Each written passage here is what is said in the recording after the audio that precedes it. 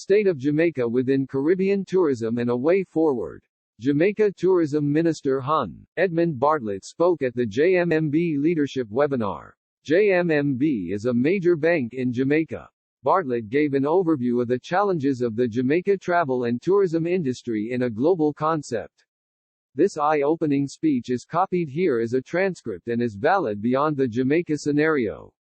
Read in its entirety or listen to this keynote address the minister made at JMMB's Thought Leadership Webinar.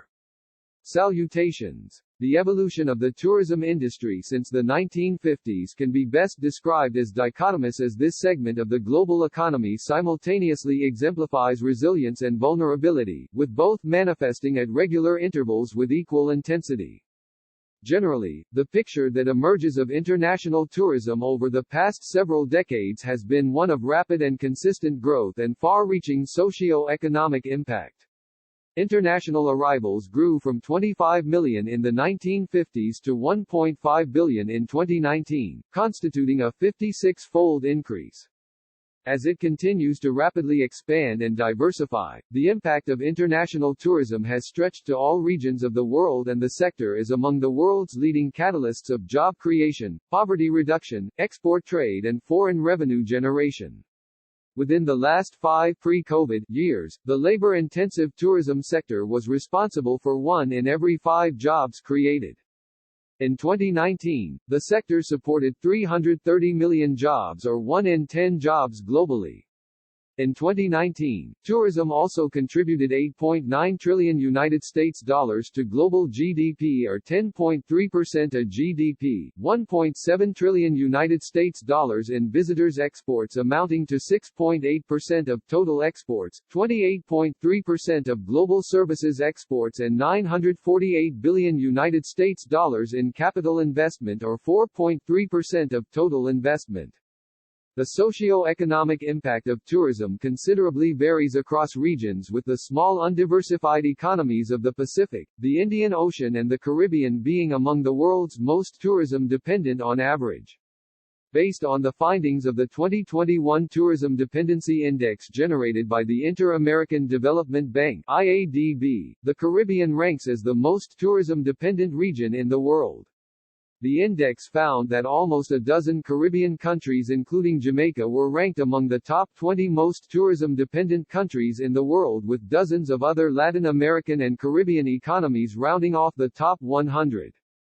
Further analysis of the WTTC's 2020 Economic Impact Report showed that, in the pre-crisis period, travel and tourism in the Caribbean region contributed $58.9 billion to GDP, 14% of total GDP, 2.8 million jobs, equivalent to 15.2% of total employment, and $35.7 billion in visitors spending, equivalent to 20% of total exports. Against the backdrop that international tourism growth outpaced global economic growth in 2019, the preliminary forecast was for a modest growth rate of 3 to 4% in 2020. This was obviously before the global spread of the novel coronavirus, beginning in March 2020, which eventually forced the closure of borders, the grounding of flights and the suspension of all international travel from April through to June 2020. As the world continues to reel from this universally disruptive public health crisis, the consequences have been disproportionate for the global travel tourism industry. The novel coronavirus pandemic has once again highlighted that even while travel and tourism remains one of the most resilient segments of the global economy, at the same time, it is one of the segments that faces the greatest susceptibility to shocks and disruptive events. In fact, the threats facing travel and tourism have rapidly intensified over the past 2 decades and now include both traditional and non-traditional elements, including natural disasters, climate change impacts and biodiversity loss, food insecurity, political instability and conflicts, the threat of terror attacks, cybercrime and cybersecurity issues, economic recessions and indeed epidemics and pandemics, as exemplified by the current crisis.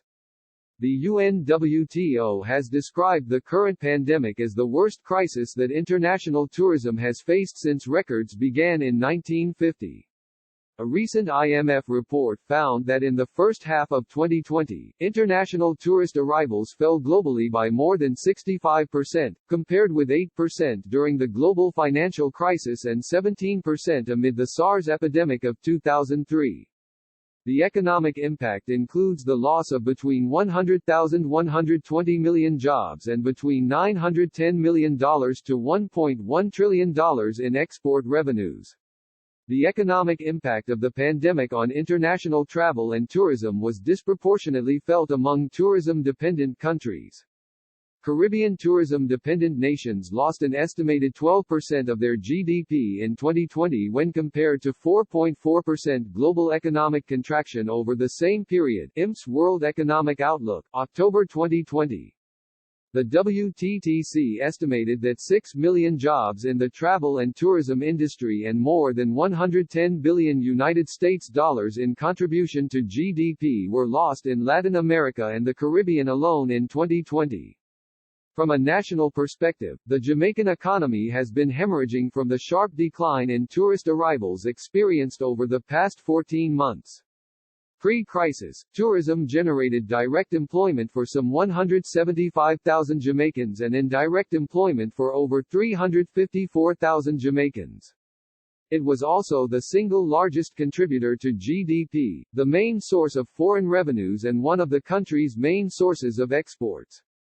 Tourism also drove 15% of construction, 10% of banking and finance, 20% of manufacturing and 21% of utilities as well as agriculture and fisheries. Overall, the tourism sector grew by 36% over the past 30 years against total economic growth of 10%.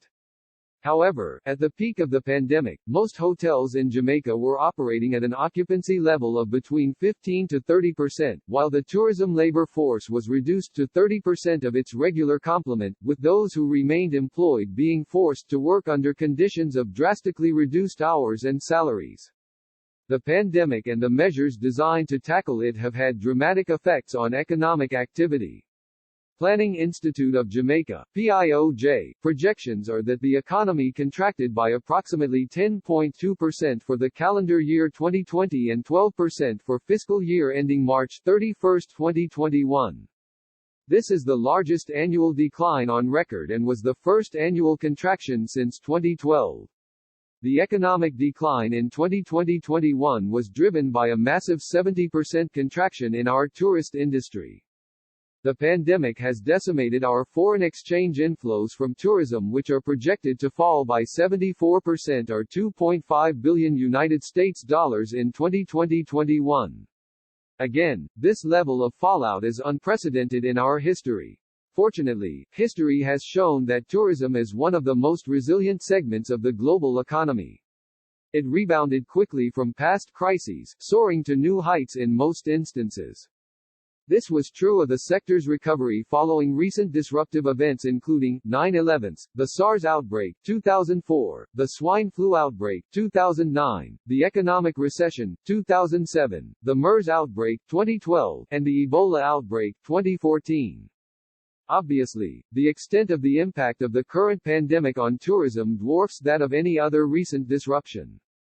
Nonetheless, the general principle underpinning the recovery process remains the same. Tourism recovery requires strong leadership, government and private sector support, cross-sectoral coordination, the harmonization of mitigation strategies and innovative solutions. The recovery process must be strategic, coordinated and carefully planned and managed. To this end, the country has already formed a COVID-19 Economic Recovery Task Force that has assumed responsibility for charting the country's strategies for the gradual resumption of business activities.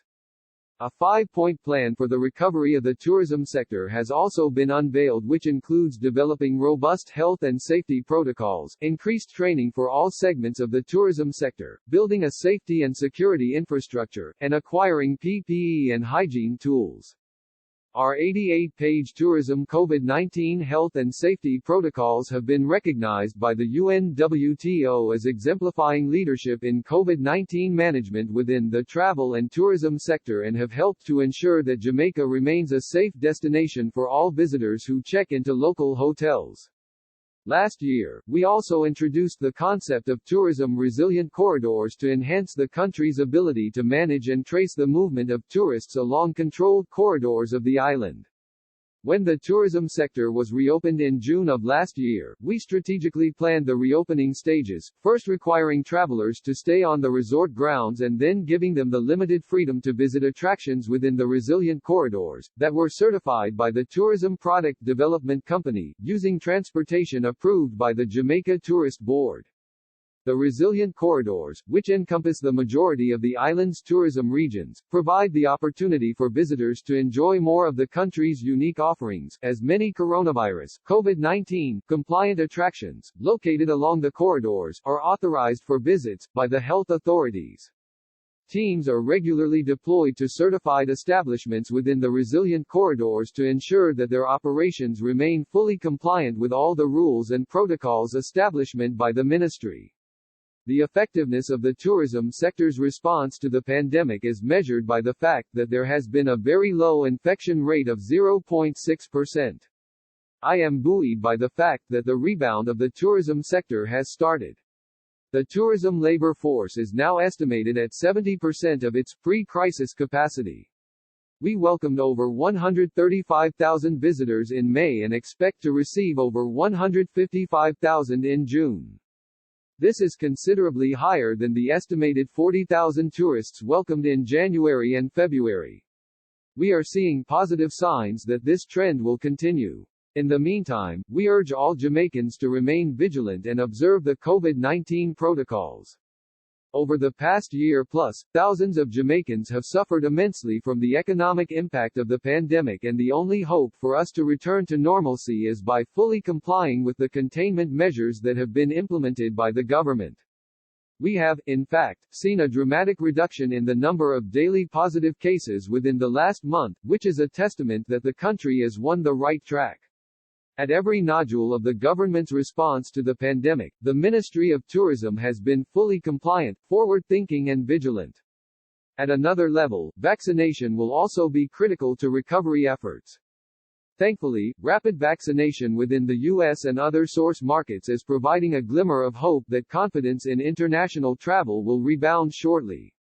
This trend, however, has to be matched by an equally efficient rate of vaccination within destination countries to ensure that these countries can safely receive fully vaccinated travelers. Against this backdrop, we thus welcome the news that the Jamaican government has procured over 1.5 million doses of the single-dose Johnson & Johnson vaccine, enough to inoculate half of the country's population. The vaccines are slated to begin arriving in August 2021.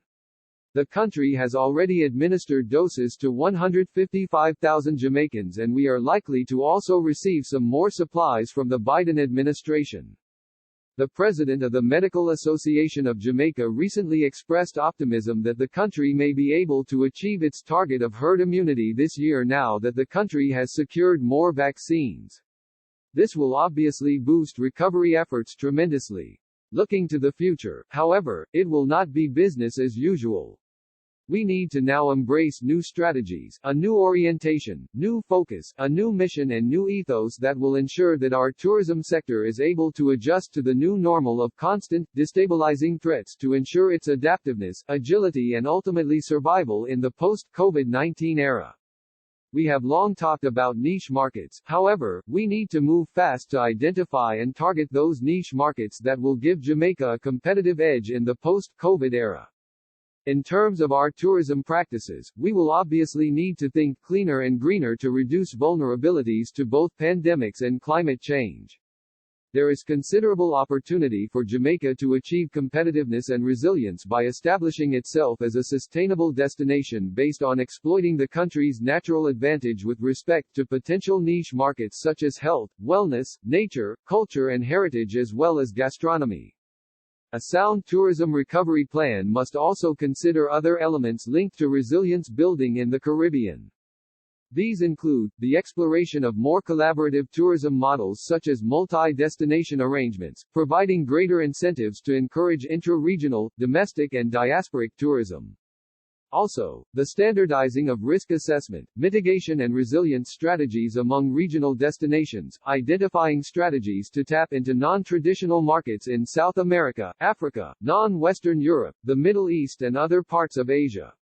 Harnessing the capabilities of digital technologies to improve service delivery and product development, supporting scientific research and innovation, strengthening economic linkages and the overall tourism value chain and facilitating better understanding and responsiveness to the new normal that will define the post-COVID-19 tourism sector. Addressing the demand side of the sector. In 2019, the Ministry of Tourism commissioned a demand study that confirmed a high demand for local inputs in the tourism sector. It identified the need for $391.6 billion Jamaican dollars in goods from the agricultural and manufacturing sectors. A breakdown of this figure showed $352 billion Jamaican dollars for manufacturing and $39.6 billion Jamaican dollars for agriculture. One of our strategies for plugging leakages in the tourism sector is to strengthen linkages between tourism and other productive sectors, especially manufacturing and agriculture, to promote import substitution. As we strive to develop a more inclusive sector where tourism works for the benefit and well-being of more people, communities and businesses across Jamaica, agriculture has the greatest potential to forge vital linkages with tourism, by way of providing for the culinary and gastronomical needs of millions of visitors to the island. The tourism demand study found that there is a vast untapped market for high-quality, fresh produce, which is so essential to hotels, restaurants and attractions. As I mentioned earlier, the estimated total value of demand for agricultural products in the tourism sector is $39.6 billion Jamaican dollars in 2014 real dollars. Food items in the poultry, meats and seafood category alone account for 75% of this total value, while fruits accounted for another 10%. There are business opportunities for banks and other financial institutions to enable Jamaicans to take full control of the supply side of tourism and meet the need for furniture, bedroom and bathroom supplies, and very importantly, providing the vast amount of quality agricultural produce and agro-processing supplies to satisfy the gastronomic needs of our visitors. There's also a huge market for manufacturers to supply fixtures and other products. In light of this, we are seeking to establish a tourism supplies logistics hub that will facilitate seamless trade between the suppliers and buyers. Rebuilding also requires us examining the needs of everyone, and energy is a big-ticket item for tourism. There's an ever-increasing demand for energy, and the developments slated to come on stream over the next 2 to 3 years will push up that demand. Any plan to meet that demand must look to renewable energy in keeping with our commitment to environmental protection. There's keen interest from Saudi Arabia to forge a partnership for investment in a renewable energy plant here in Jamaica. Investment in tourism and other key areas such as energy were among the issues addressed during bilateral discussions with Minister of Tourism for Saudi Arabia, His Excellency Ahmed Al-Khatib, during his visit to Jamaica last week. Other areas of collaboration discussed included, air connectivity, improving community tourism to benefit small and medium tourism enterprises and resilience building. NMO is now being structured to bring into effect the areas of agreement that were outlined during the discussions. One unique program which the Ministry of Tourism will be introducing to drive the growth and development of new innovative products and services to meet the growing demand of the sector is the establishment of a special tourism business incubator. Capitalizing on the successes of the Tourism Linkages Network, an innovation-based tourism incubator (ITI) is being set up within the Tourism Enhancement Fund to receive and accept ideas that meet 4 principal criteria. The ITI will only accept ideas that enhance the tourism sector. The idea must be an innovation. The ITI will support original ideas that are useful, or practical in nature from its function to its design. And the idea must have a significant effect on the tourism industry. A panel will conduct a review of these submissions, and successful candidates will be invited to a boot camp, which will provide participants with the training and support needed to develop their business idea, business model and business plan, minimum viable products, MVPs, etc., to boost the chances of arriving at an effective startup. The ITI will operate virtually and execute its mandate for each entrepreneur over a 2-year period. Closing. In closing, allow me to reiterate that the future of tourism in Jamaica is looking bright, despite the challenges we continue to face because of COVID-19.